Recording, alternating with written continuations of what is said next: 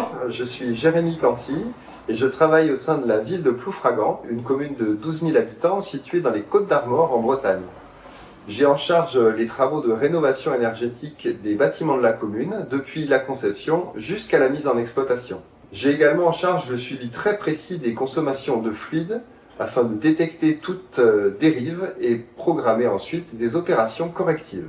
Dans le suivi des fluides, on s'attache très souvent aux consommations en énergie, en chauffage ou en électricité. Et l'eau est souvent le parent pauvre, car c'est un fluide qui coûte globalement moins cher que les autres. Néanmoins, l'eau est un fluide essentiel à la vie. Et c'est pour ça que les élus de la ville de Ploufragan ont souhaité mettre en place des compteurs d'eau connectés afin de maîtriser ses consommations et d'en connaître les usages. De plus, cette démarche s'inscrit dans un cadre plus global d'un plan de sobriété qui a été voté dès 2022. Le principal problème des compteurs d'eau actuels, c'est qu'ils ne sont relevés par le concessionnaire qu'une à 2 fois par an, ce qui rend très difficile la détection de fuites. De plus, ces consommations se mesurent à l'échelle globale, au niveau du bâtiment. Il est donc impossible de savoir quels sont les usages de cette consommation d'eau.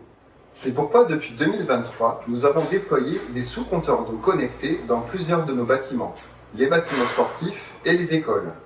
Ces travaux ont été réalisés avec les services municipaux pour la pose et le raccordement hydraulique des compteurs, et nous avons fait appel à une entreprise d'électricité pour le raccordement électrique.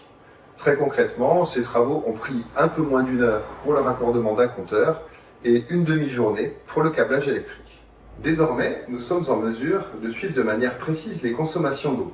Cela nous permet d'envisager dans le futur l'installation de panneaux solaires thermiques qui produiront de l'eau chaude, à la fois pour les douches dans les bâtiments sportifs et pour la cuisine dans les écoles.